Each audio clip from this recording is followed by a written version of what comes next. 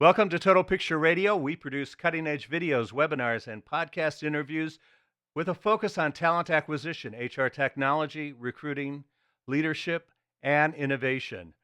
Visit our conference and events page on totalpicture.com to learn about Total Picture Media's unique video and podcast opportunities available at many of the most important conferences and unconferences throughout 2015. Here's a quote. Here is a surprising truth about the job market circa 2015. For the first time in a while, workers have the upper hand. And that's a quote from an excellent page one story by Rachel Emma Silverman in the January 2nd edition of the Wall Street Journal titled New Year, New Job. Read this first. Another quote, going on some job board and searching for a job feels so 1990, says Tom Leung, Poachable's chief. Now we can say we know a lot about you. We don't contact you unless we have a match, and we think this particular job is going to be the right fit for you. The catch-22 in job search has always been, if you currently have a job, what recruiters call a passive candidate, and you're really good at your current job, chances are, you don't have a chance to look for new opportunities out there. And you certainly don't want to get pitched by recruiters at work and are worried that if you start looking, your current employer will find out, which could lead to effects for promotions and raises and training and perks down the road. Welcome to an HR Technology Channel podcast on Total Picture Radio. This is Peter Clayton. A new group of startups are creating stealth apps you can use that, according to the companies, will protect your identity, but at the same time showcase your background, skills, and expertise, letting recruiters and companies know you would be open to new opportunities without exposing your name or current role. Today, Tom Leung, founder of Poachable, based in Seattle, Washington, joins me for an HR technology podcast to discuss this new approach to finding and recruiting high performers. Tom, welcome to Total Picture Radio. Thanks for having me, Peter. All right, so first of all, tell us about you. Give us a brief background. Sure. Well, I first got into tech back in '99. I was sort of classic grad school dropout that decided to kind of pursue the dot-com riches, and then went back to school in 2001, and then went to Microsoft after graduating finally. And that's how I ended up in Seattle. And then, in the last 12 years, I've been in Seattle. I've worked at Microsoft. I was one of the early product managers for Google in the Seattle office. And then in 2012, decided to kind of pursue the entrepreneurship path once more. And we actually started with a very different idea that kind of pivoted and evolved in a lot of different directions. And kind of stumbled upon the idea for Poachable this past summer, and it just has taken off really kind of overnight, and so we're excited. Yeah, it's been a fun journey so far. That's great. Yeah, actually, there's a really excellent article on Xconomy by Benjamin Romano that's titled "Knowing When to Hold Him: The Story of Poachable." So Get a little more in depth with us on this whole idea of the pivot that you did last summer and how, I think this story is really interesting. And by the way, podcast listeners, you can find links to all of the things we're going to be talking about today on Tom's feature page in the HR Tech channel of Total Picture Radio. But so give us a little bit of a background, because you and your partner had started another company, and then again, Seattle is one of those markets where finding tech talent is almost impossible. Yeah. I mean, even before I started, we sort of started the entrepreneurship path in 2012. I was a VP of product at a small publicly traded company, and had to hire a few dozen people in a few years. And I think almost all of them were passive candidates. We just weren't able to find the people we really wanted through just hitting our career site and applying. So I've definitely and I've been poached too from companies that I've had. So I guess I've seen a lot of this and been an active participant in many cases. But we started a company with a product called Yably, and it was a Q&A, a question and answer startup. People called it sort of like a Quora for product research, and it was one of those ideas that was good but not great. So Uh-huh. it always had enough progress that you thought, oh, we're just on the cusp of really breaking through. And so we tried that for almost 2 years, and then eventually decided that that just was not growing at the rate we needed it to, and pivoted. Our first pivot was from product Q&A to AMA, Ask Me Anything. It's kind of like Reddit AMAs. Uh-huh. So we built this platform that was optimized for that kind of dialogue. And interestingly enough, we noticed that there were a lot of hiring managers hosting these AMAs, and they would generally be entitled, I'm hiring for my team at Amazon. Ask me anything. And and we were like, whoa, why are all these hiring managers doing these AMAs? Because they're desperate. I know, and they must be really desperate because our AMA platform at that point was about 2 weeks old, and so we said, wow, and they're actually paying us to promote these AMAs, and we don't really have a big audience. And so we took that, and we didn't quite land on Poachable right away. We actually took that insight and turned it into another product called Jobly. Uh-huh. And Jobly was taking the AMA format and trying to replace the on-site interviewing loop. So it would allow you to do asynchronous group interviews Uh-huh. with some video integration. And we were all excited about that. We're like, okay, we know these hiring managers are really, kind of desperate for solutions. And now we can take this AMA thing and make it private. And there's these annotations, and it will help with scheduling, yada, yada. And no one used it. No one. Well, the only problem was there are about 1,000 video interviewing platforms out there. Yeah, yeah, Right? that's true. That's for sure.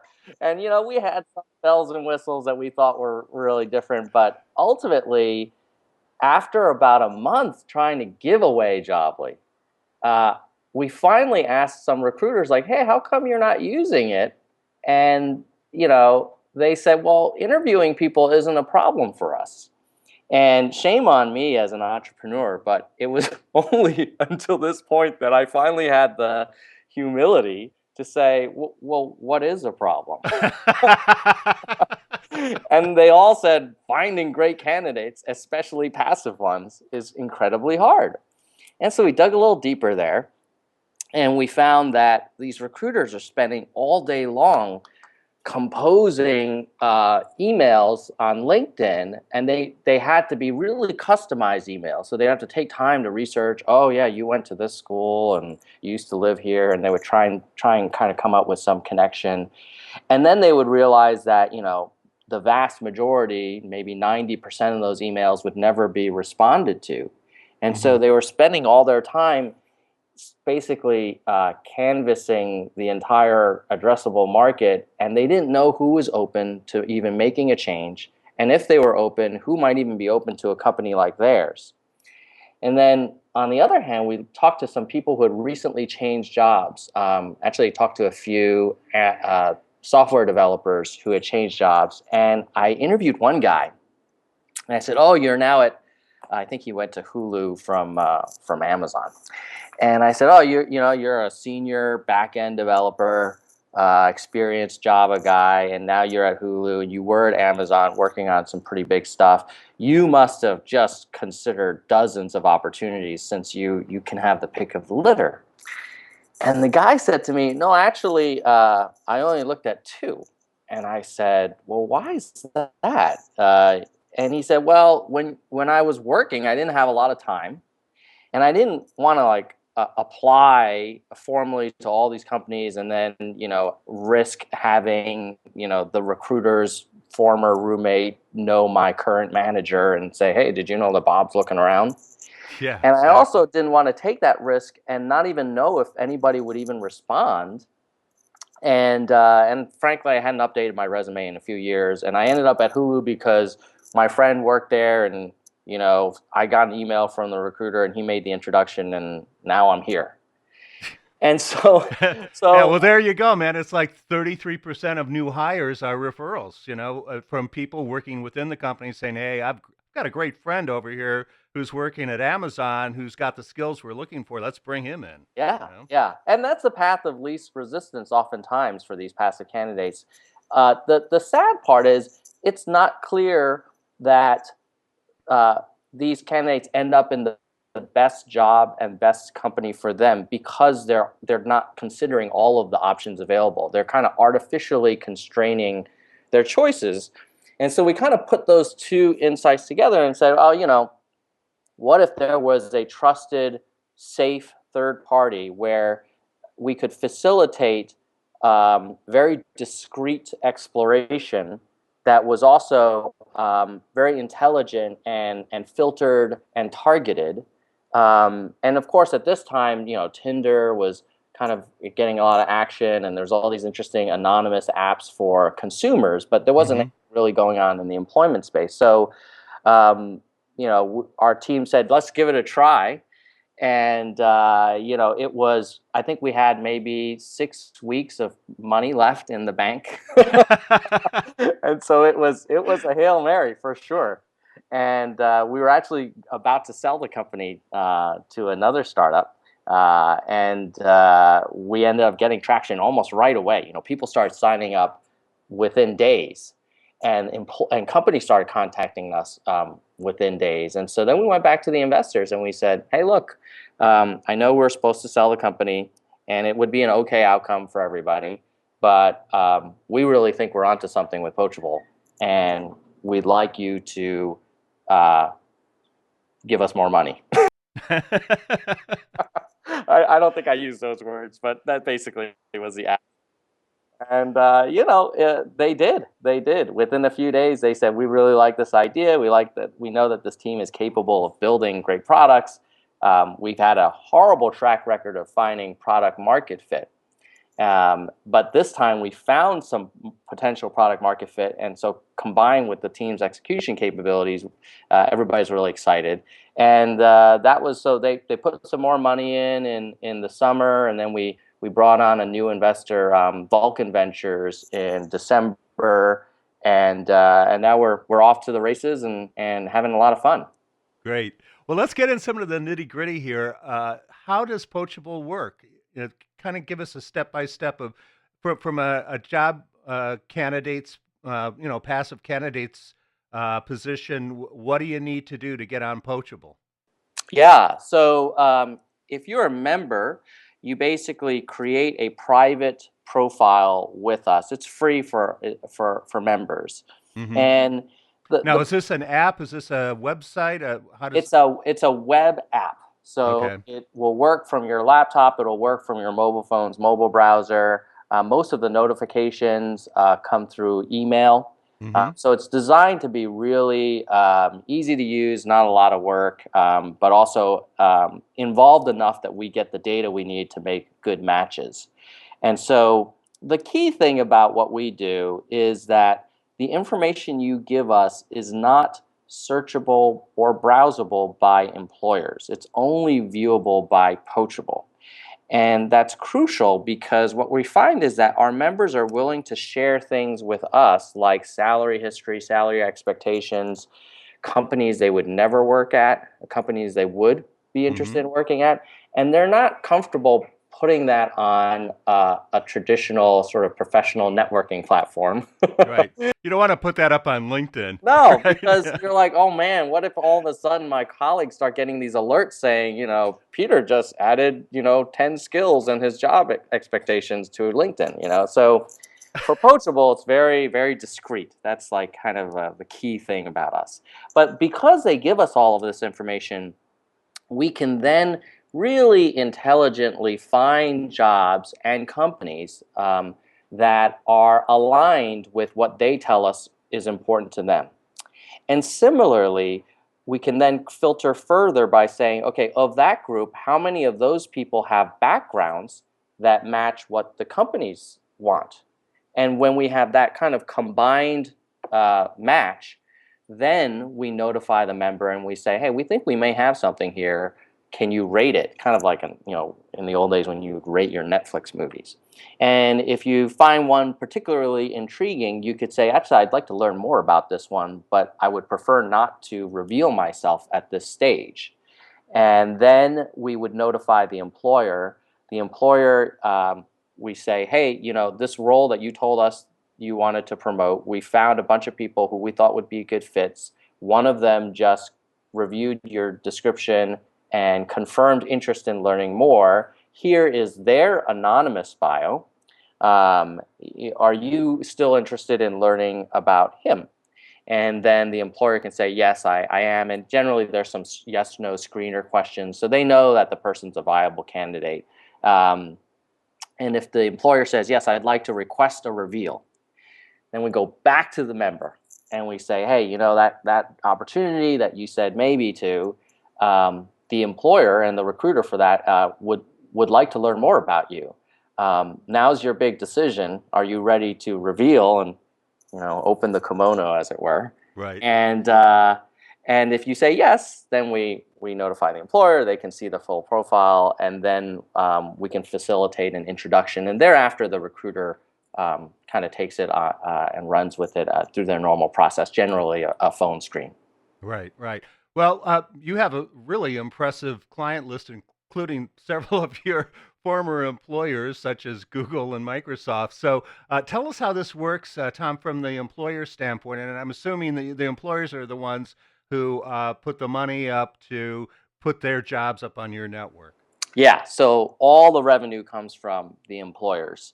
Um, so the way it works from the employer point of view is they're generally trying to reach as many candidates as they can, and they're finding that there's a population that are not going to be responsive to unsolicited recruiter mail. And depending on the job, that population could be a majority of the population. So, like, if you're a data scientist in San Francisco, good luck trying to cold email one of those guys.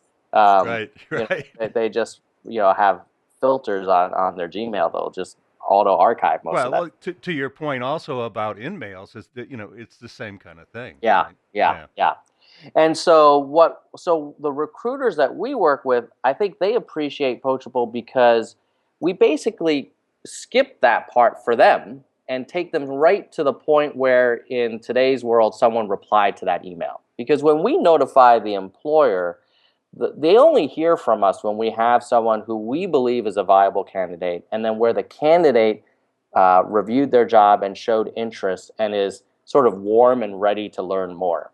Mm-hmm. And the other thing that I think the employers like is that our pricing model is very different. So I guess I've taken some of the experience I had at Google working in performance marketing to say, why should you pay $500 for a job posting and not know what's going to happen?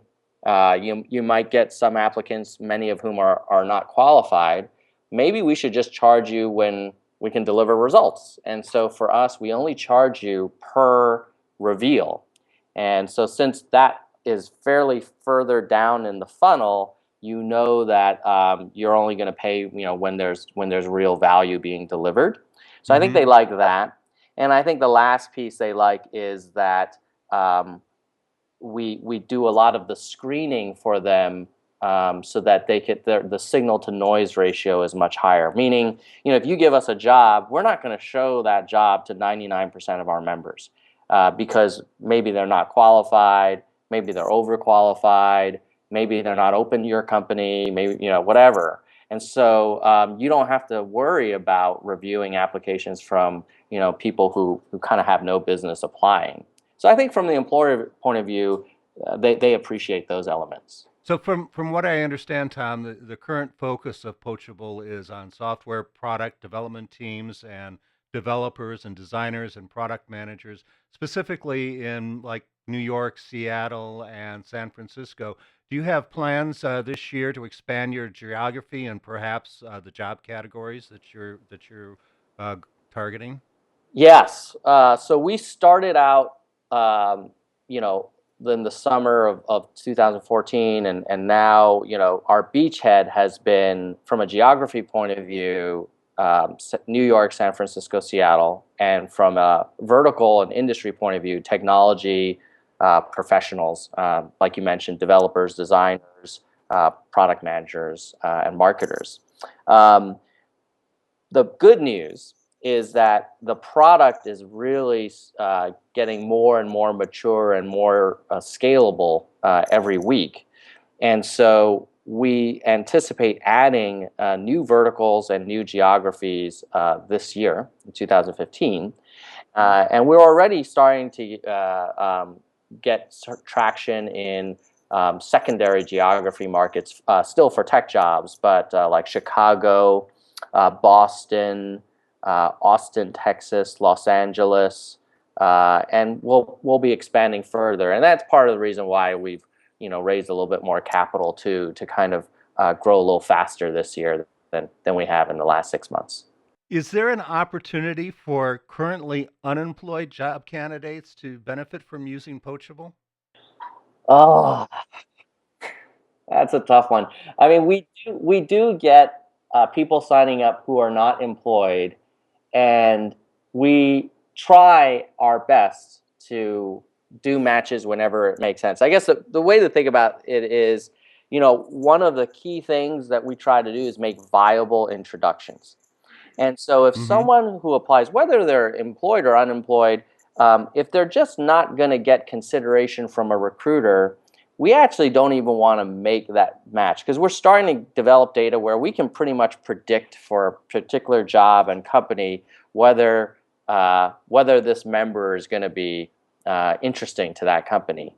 And so for certain companies, if they're really high demand, kind of hot stuff companies. So like we have a role that we just added recently for Facebook. And they get a lot of interest. It's a cool company. And Mm-hmm. so they're probably going to prioritize people who are employed. And they're gonna make the assumption that, well, if they're employed, wherever they're working, that company seems to think that they're doing a good job.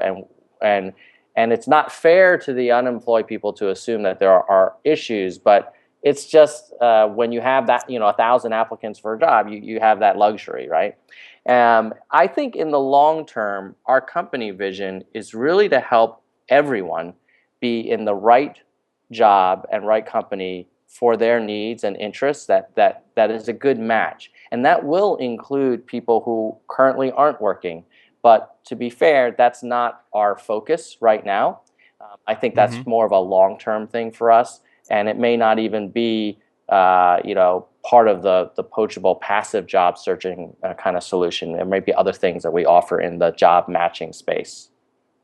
Right, right. Yeah, it's really tough for unemployed to compete out there, especially in trying to get the attention of recruiters, because, as you well know, recruiters are interested in people who are employed or the passive Yeah. candidates. That's who they want to present to their hiring Yeah, managers. it's often the safer hire, right?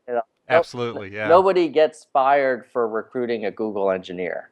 No, no, It's like the old days, exactly. nobody gets fired for buying IBM. And so I will say that sometimes it's not just unemployed, but there are passive candidates who are starting to become more active, but sort of passive plus.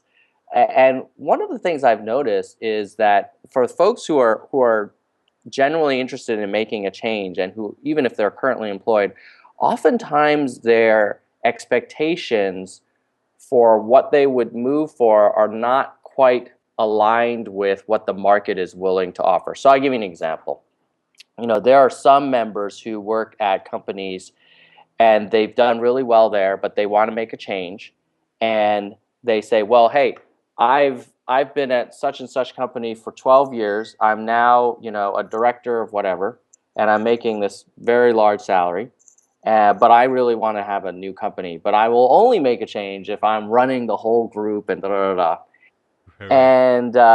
And then they'll say, well, why aren't you giving me more matches? And the challenge is that you might be super valuable in your current company. That doesn't necessarily mean you're going to be equally valuable to another company. And so, the analogy with the unemployed folks is that sometimes you got to be willing to just get your foot in the door and take a job that maybe you would nail, and wouldn't be as challenging as your perfect job, but you just gotta get in there.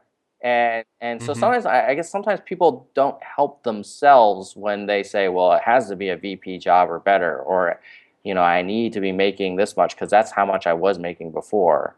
And the I understand why that makes sense intuitively, but the challenge is the longer you're out of the game, the less leverage you have. And then it's sort of like Absolutely. selling your house. If you're going to drop the price, drop it so you're going to get a buyer now. Don't keep dropping it 5% every 6 months.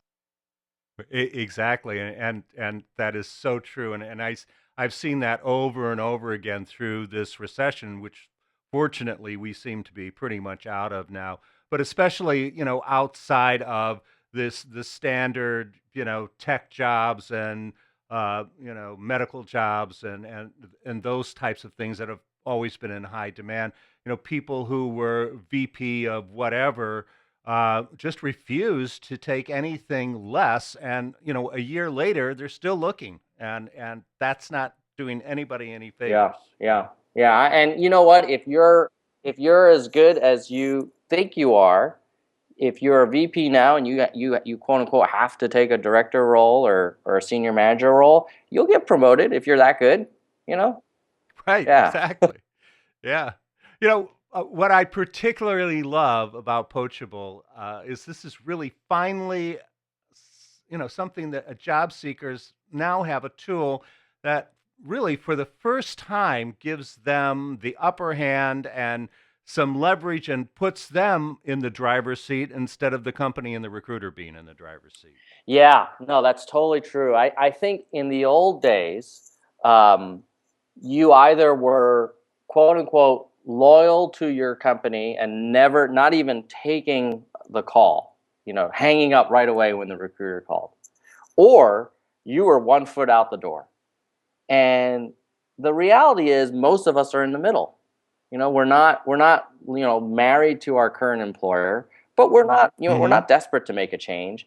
And the challenge with that sort of silent majority is that they, in the past, they would have to kind of take this great step and mentally say, well, I'm now officially looking.